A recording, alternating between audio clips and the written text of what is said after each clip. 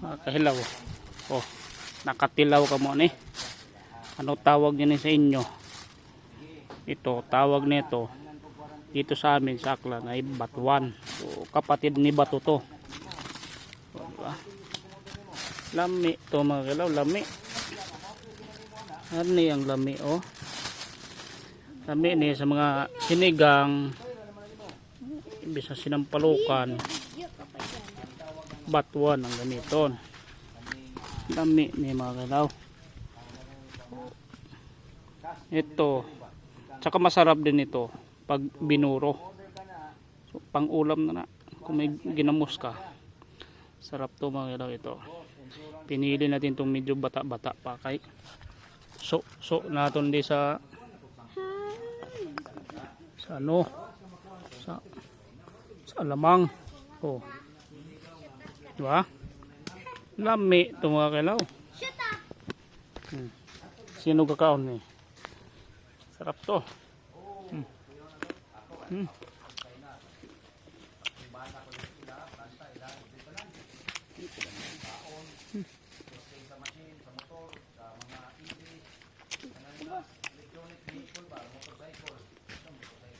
Kaya magdala kami nito papuntang pabalik ng Maynila.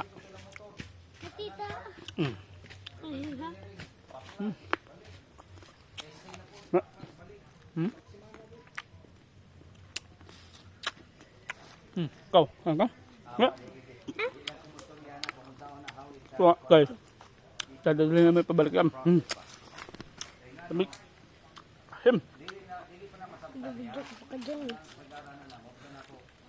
Ito kasi mas masarap sa kaysa sa ano, sampalok.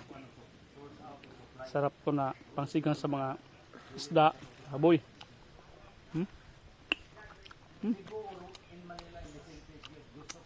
Karamihan kasi dito sa ano, sa Panay Island.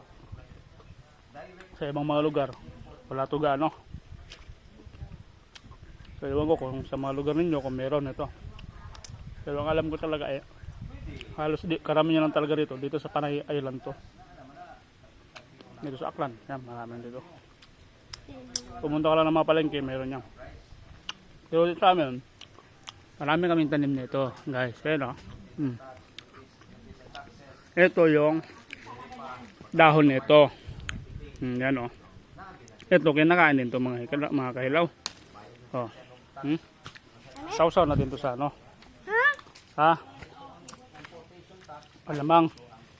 Pero kadalasan inilalagay namin ito, sinasawsaw namin ito sa asin. Sama ko ba?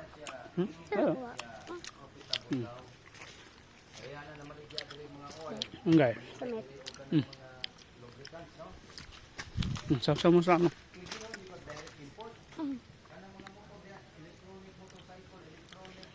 Sarap? Ha? Kinakain talaga to guys. Ito yung dahon ng batuan. Ayan o. Ito yung puno niya. Naalala ko pa ito nung elementary ako guys. Pagka kung sino yung may dala ng Christmas tree, mayroong regalo. May saging yan tito oh. Ngayon, kinukuha ko itong kahoy ng batuan na to kasi yung sanga niya, ano talaga yan, dikit-dikit tapos para paikot-paikot. Ano ito?